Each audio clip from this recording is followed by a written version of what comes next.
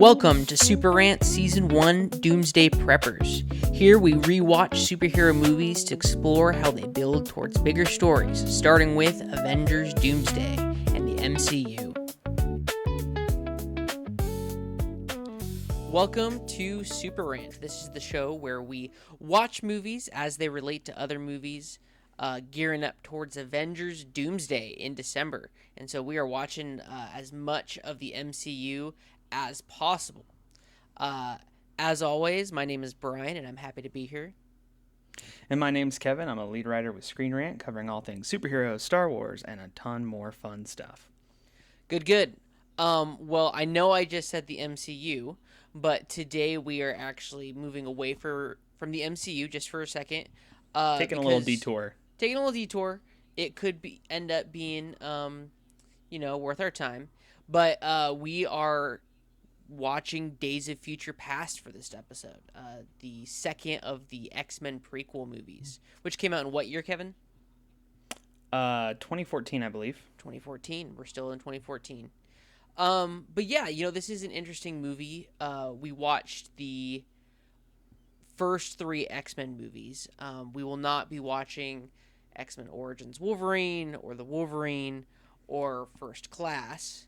Gotta make cuts somewhere. And this is the last of the X-Men movies that we'll watch. But we included this movie in our list for a couple of reasons. One being that the time travel aspect of this movie is interesting as it relates to Doomsday, and we'll talk about that a little bit. But then also, it's just one of the best superhero movies out there, I think. It's really good. It's not perfect. It's a little messy in places, but I mean, you can't go wrong when they combine their old cast and their new younger cast, and there's so many cool moments in this movie. Yeah, and I mean, there's lots of good in it. If you look at the source material, the original Days of Future Past comic, much is different. Really the only thing that's the same is the fact that they do time travel. Even the way they do time travel is different in this movie. Yeah. But yeah, we're gonna get into it. We're gonna talk about this movie, and we'll try to keep it brief on how much we like this movie, and we'll talk more about the time travel aspect and how this might relate to Doomsday. Potential connections, all that good jazz. But first and foremost, where does this movie fall for you, Kevin? On a scale of 1 to 10, where does it fall? Oh, it's definitely an 8, like an 8, 8.5. I think I always have a fun time watching this movie. Yeah, I mean, I think it's really cool. I remember seeing this movie in theaters in particular was really fun. There's a lot of really cool reveals, and it's a very cinematography-wise, very entertaining, and it's just a good movie. You got your Hugh Jackman Wolverine that everybody's come to love so much. You've got both versions of Professor X and Magneto, both past and future. You've got Quicksilver in there. There's a lot to really like about this movie. Yeah, 100%. I really like how this movie the time travel's not perfect. Some of the narrative decisions aren't perfect, but man, do they handle like the legacy of the X-Men well. Yeah. Like there are so many moments, like specifically between the older Professor X and the younger Professor X, that I just absolutely love. Right. That scene that we get where, the younger version goes into Wolverine's brain, is able to communicate with the older. And they're communicating across decades. Scene. Yeah. Oh my gosh, it's awesome. I love it so much every time. And you get the younger Xavier learning from the older Xavier, the classic, just because someone stumbles and loses their way doesn't mean they're lost forever. Like, oh my gosh, it's so good. So we also had the benefit. We chose to watch the Rogue cut, which adds some footage. Hold on, before we get there, I have a question I want to ask. Oh, okay. Between younger Xavier and older Xavier, so between James McAvoy and Patrick Stewart, which do you prefer? I can't decide. Honestly, I If you like them had to both pick so one, much. if you had to pick one. I mean, Patrick Stewart, because he's so classic and like he's just awesome. You could not have cast a better Xavier. At the same time, McAvoy's really great too. He's really great too. Yeah, I mean both interpretations of Xavier are totally valid. Um, oh, I was talking about the Rogue cut. Yep, That's go that's ahead. the version we decided to watch with the extra footage, and I had seen like some of it online, but I don't think I'd ever watched the full like Rogue cut start to finish. So there was some new stuff for me that I really appreciated, like particularly the way that they did some cool mirroring and parallels with young Magneto and older Magneto. Because Yeah. oh my gosh, like, and again, I think I have a more definitive answer about like who my favorite Magneto is, because as great as Ian McKellen is, I absolutely love Michael Fassbender as Magneto. Well, when you talk about these prequel movies, and especially as we get into like Apocalypse and then Dark Phoenix, which we won't be watching, Yeah, but if you were to watch them, the standout is always Fassbender. pretty The much. scenes that he gets in terms of like the pain that he endures and the struggles that he goes through is phenomenally portrayed. I don't think there's a stronger scene in all of the X-Men movies than the scene where he loses his daughter in Apocalypse. I think that's just a phenomenal scene. But that being Yeah. said, we get Patrick Stewart and we get McKellen, and they're going to be in Doomsday, which is really exciting. And, Mm-hmm. you know, there's the potential for them to do some pretty big, pretty cinematic things with their powers that I think will be really fun to see. It's pretty crazy. Just like put yourself back in 2014 when this movie comes out, and it's like Fox is very much expecting this to be Stewart and McKellen's like final ride, right? And like they're Yeah. just gonna move on with the new cast and everything, and that is just so not what happens when you think about like, okay, so we get Patrick Stewart in Logan, and then you know the MCU stuff where he shows up in Multiverse of Madness, and it's just crazy because now we're going to get him again in Doomsday, and we're getting McKellen again in Doomsday, and like, okay, this time it's the final ride. Like, Yeah. I'm always down for more, but I find it Well, pretty funny. and then who's to say that in Secret Wars we won't get McAvoy and Fassbender? Gosh, that'd be so awesome. And I and, would and love that. here's what we need to realize as we're headed into Doomsday. Doomsday is not the movie where we're gonna get all of these crazy multiversal cameos. We'll get the X-Men, we'll get the Fantastic Four, Mm-hmm. we'll get the core MCU, but we can't make the same mistake that a lot of people made with Multiverse of Madness, which is, oh, we're assuming that there's gonna, just floor to ceiling cameos everywhere. That's Right, not right, right, that right. was never going to be the case with Multiverse of Madness, but the internet hyped it up to a point where expectations were through the roof, and Yeah, I think you're right. that had nothing to do with the way that Marvel actually presented it. That was just internet Mm-hmm. hype getting out of control. So what we need to realize is with Doomsday, this movie isn't going to be the one where we get, literally anybody who ever was. The Right, opportunity right. for that is in Secret Wars. Yeah, most likely. Like that's gonna be where it's like Tobey Maguire Spider Man, Hugh Jackman Wolverine, Nicolas Cage Ghost Rider. I Or, mean, I can hope. the original Spider-Man from that live action show they did where he had a motorcycle. Sure, like they could go crazy. Like Yeah, yeah, yeah. those type of like split second characters, that's going to happen in Secret Wars if it happens at all. Yeah, You know? Doomsday's gonna be. Doomsday has a large cast, but I still think the story is gonna be a lot tighter and more focused, like with Doom specifically. Exactly. Well, let me ask you another Um, question. So yeah. this movie, what's a core function of it is we see in two different regards a Charles and Eric that are on the same side. We get this future where they're on the same side, and then we get Mm-hmm. this past where they're kind of forced to work together. What Right. kind of dynamic do you think they'll end up having in Doomsday? I think it'll be very similar to what we see from the future version of Charles and Eric, where they've kind of put aside their differences, and especially if it's a situation where they're dealing with like an incursion, like their world is about to end. Mm. I think they're gonna be just fine, and they're gonna be kind of united. And here we are at the end of all things. That kind of, and we kind of see that already in that X-Men teaser. They're together. I think they're Yeah. you know You don't think I there's think any they're preparing opportunity for the though? end together. You don't think there's any opportunity though for Magneto to side with Doom? That would be crazy, and Because I would it would absolutely have to love it. be, it would But have to be in the service of mutants, like in whatever world that Doom is trying to create or save. Mutants have like authority or something like that.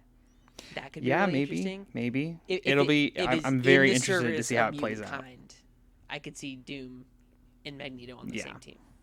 yeah. Well, I know you wanted to talk about the time travel and how it Yes. kind of compares to MCU time travel. And the disclaimer that we have to talk about when we talk about the X-Men timeline is Is that that it's a mess. it is all over the place. It's all over the Yeah, place. there's a And lot of discrepancies.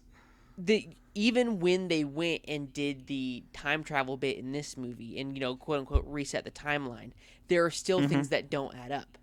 For Yeah, instance, the Logan that we see in Logan is supposedly a result of this new timeline. But then in Deadpool and Wolverine, or even in Deadpool 2, right?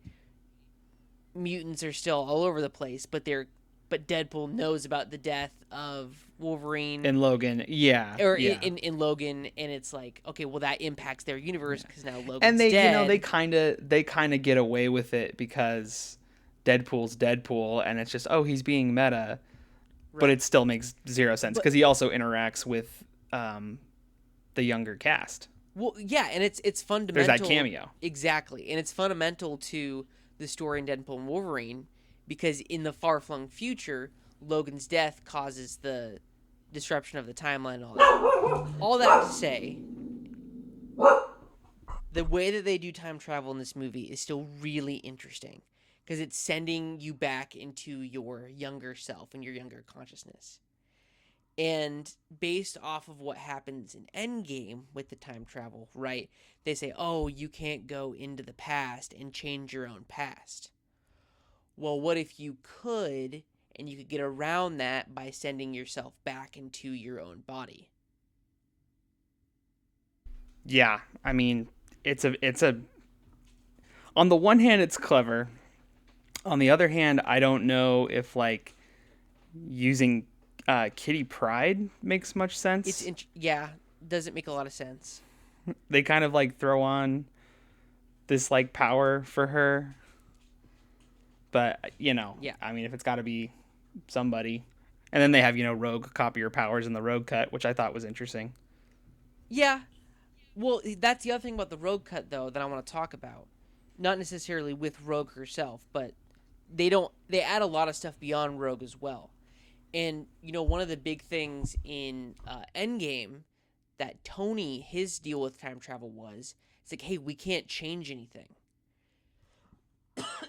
Excuse me, because he doesn't want to lose his daughter, right? He doesn't want whatever Yeah, they do with the Infinity Stones or time travel to cause his daughter to never exist. But in the yeah, Rogue cut, there's this scene that didn't make it into the final movie where all of the heroes, they're like, well, we got to make this decision because if we go and change the past, there's a price to pay because some of us might not even exist anymore. no, yeah, And so, regardless of the type of time travel, there's still always a cost to time travel. mm-hmm. What do you? I mean, which Excuse version me. of time travel do you like better? Do you like this X-Men version where it just kind of like resets, or do you like the MCU version like we see in Endgame where it's like, okay, they go back in time, but that just creates a branch reality?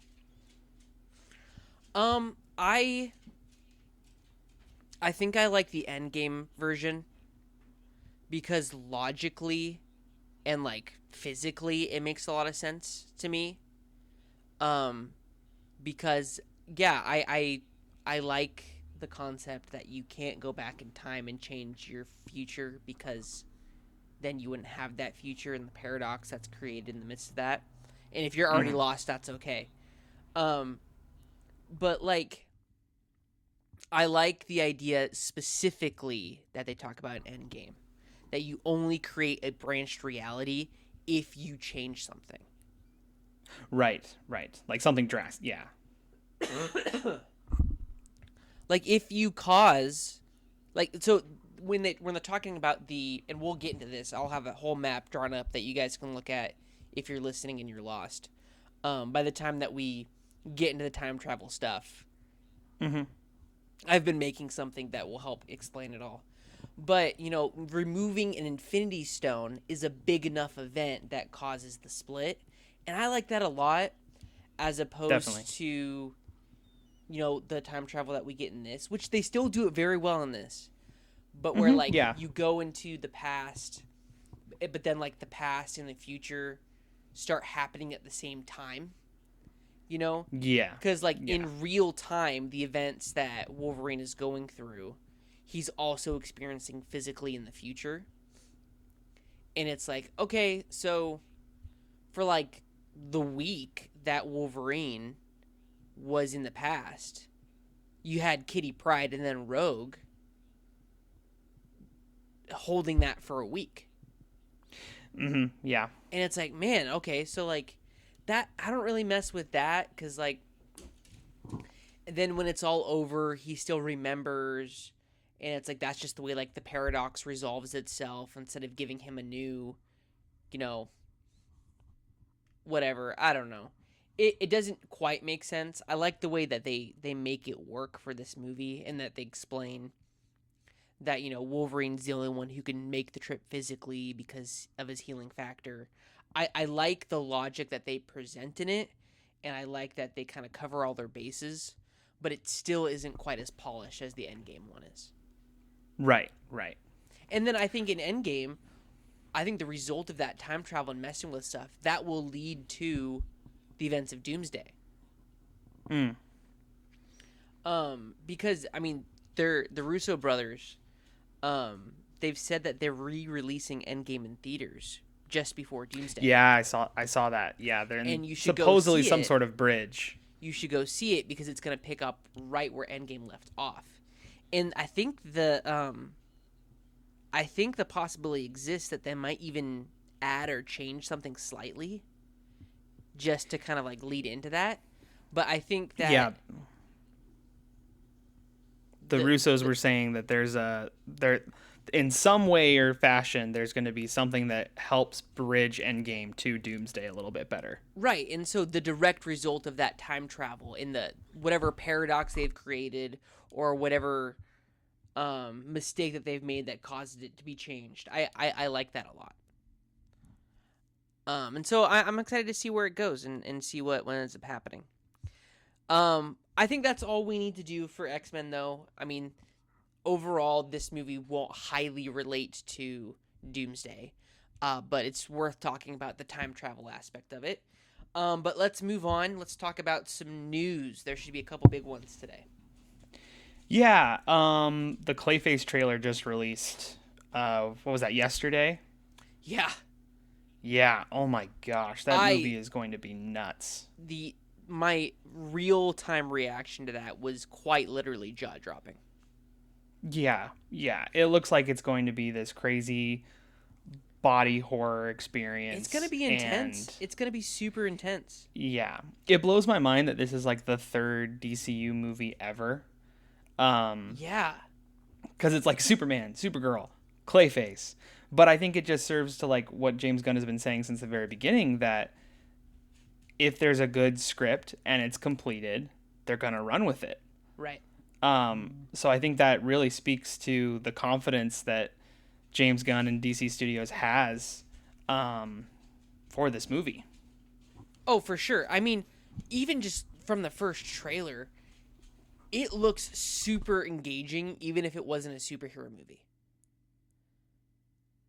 But Yeah, no, 100%. knowing what Clayface's story is, I mean, my favorite version of Clayface, and I feel like this is true for a lot of people, is the version from the Batman animated series that we get, where he is this actor who got in deep with the wrong crowd and then met an accident where he could then change his face and all that. Um, Yeah. I think that looks a lot like what's going to be happening here. I just think that's really cool. I'd love to see him kind of like spiral out of control and lose like self identity and stuff like that. Yeah, I think it's really interesting. Yeah, I think they said that the script that's been written was very much inspired by the animated series version. So yeah, I'm very excited. Well, I mean, Um, if you haven't watched the animated series, for me, so many characters, I think their best, most definitive version comes from that series. yeah, I mean, Harley Quinn was first introduced in that series. yeah, no, it's super foundational, and so many things from the animated series has like made its way into the comics. Yeah, I also think it's crazy that the Clayface trailer like has given us our first live action look at Gotham City, yeah, and like isn't that wild? we still don't know who's playing Batman in the DCU, but we have a good look at Gotham here. Yeah, Um, I even saw in the trailer, like I did a kind of a full breakdown, like the Narrows and Amusement Mile, like these big locations in Gotham from the comics, which is pretty exciting. it's pretty cool. Um, Last thing I think that's worth noting is we have already seen a version of Clayface in the DCU in Creature Oh yeah. Commandos. Mm-hmm. And you know, there in the comics there have been different people who have been Clayface. Yeah. I would be surprised if they tried to introduce like yet another so early on, because it's crazy that we're getting a Clayface movie at all so early on. But for them to Yeah. introduce like two different ones, I don't know. But you know, Creature Commandos was really fun, worth watching. Yeah. I mean, But it's not like Clayface has a super big role no, in Creature he's in it for like a Commandos, couple scenes. but I'll be interested to see how the Clayface we get in this live action movie, because it's an origin story. Yep. Like, how does this Clayface become the Clayface we see in Creature Commandos? That will be interesting. Yeah, for sure. Only other thing worth mentioning: Daredevil Born Again season 2 is continuing to be amazing. Jessica Jones is officially back in the Oh yeah. MCU after 7 years. This Her is a debut, Daredevil fan account, by the way. yes. Uh, Jessica Jones coming back, I felt like it was a very organic return. They revealed some things that had happened in the interim since like Jessica Jones season 3, which was like 2019. Um, I thought it was a very cool team up. I thought that some of the stuff they've changes with her, like a new change with her powers and some other cool kind of lore drops, and the way that they hinted at like Luke Cage, and I thought it was extremely well done. I I also think it wasn't the most exciting part of that episode because, my gosh, one of the coolest episode endings ever. Um, with this great confrontation between Daredevil and Fisk. Oh my gosh, it was so great. Very cool. Anyways, but yes, Well, Jessica Jones is back. I want to push back a It's little like the bit. start of the it's kind of the start of this era of like street level storytelling that it's just going to keep on going for a while because we've got the Punisher special, Spider-Man Brand New Day, Daredevil season 3 is going to have even more defenders. It's very exciting right now if you're a street level MCU fan. I'm gonna stop you for a second. I'm gonna push back Yeah. just a little bit. You said that it felt very natural for her to come back. I don't know Mhm. if that's the case. Don't get me wrong. I loved that she was in it. But for me, it felt like kind of just like, oh, there she is. She's here now. You know? Like, Sure, sure. Like it would be nice if she was in more of the season. I guess I'm saying it felt natural that like they were like, "Oh, no, she's there has stuff that has happened to well, her yeah, in this multi-year interim." I'm her glad they didn't just drop her story, in. her story makes sense. What I'm saying Yes. is, it would have been for me. It would have been cool if like a couple episodes prior, like something had been mentioned about her. That They kind did of like, once in the premiere. well, but I'm saying like even sooner than that. You know, like if it Sure. had been more of like a progressive like, oh, like if Fisk had said something along the line, or like the CIA along the lines of like, oh, we're gonna go track down this person of interest, and they sent Right. one of those soldiers, and then 2 episodes later that soldier shows up. You know, it felt Sure, like, okay, sure. suddenly we're in this episode and there's this CIA raid happening at this random house, and oh look, there's Jessica. You know, it Hmm. the steps to get there for me felt very like, ba-ba-da-ba-da-ba-da. It's like, okay, Yeah, like I mean, they sure, mentioned that Jessica looked up like the manifest for that ship of weapons in the premiere, but I agree that they should have done a little bit more to lead up to that reveal of like her actual on-screen debut. I think you're absolutely right in that respect. but yeah, that being said, I'm very excited to see where this goes. I like this 100%. street level heroes. I think are super engaging to have something where it's not like the whole world is in danger, but like your neighborhood is in danger. Um, Yeah. Spider-Man pun not intentional. Uh, but like, but that being said, like it'd be cool for like some of these heroes to show up in Spider-Man, and Punisher is gonna Yeah. show up in the new Spider-Man movie, and that's awesome. Which That's is fantastic. huge. That is amazingly cool. And I don't think we'll ever see the Tom Holland Peter Parker in Daredevil, A show. just because of the whole Sony Yeah. rights and all that. But that doesn't mean we've already seen Matt Murdock show up in a Spider-Man movie. We're getting Punisher. Who's to say that we couldn't get a full-on street-level movie with all of the heroes? I think that That'd would be be pretty great. so freaking cool. If they were to do like a Defenders movie, that would be awesome. That'd be great. And you don't even I have would to love call that. it Defenders. You could just, I don't know. It could be like Spidey and the Boys. Like that's all I want. That would be great. That's all I care I'd about. go see it. Yep. No, that'd be great. Well, anyways, But other than that, I let's think wrap it up for yeah, today. Sounds good. Next week we'll be watching Guardians of the Galaxy. Very fun movie. Introduced us all to the Guardians in a great way. James Gunn making his MCU debut. So go watch that. Yeah. And we will see you next time. Catch you later. Thank you for listening to Super Rant Season 1 Doomsday Preppers. Look out for our following episode next Friday. And remember to watch the upcoming movie before listening. You can find a link to our watch schedule on our YouTube page.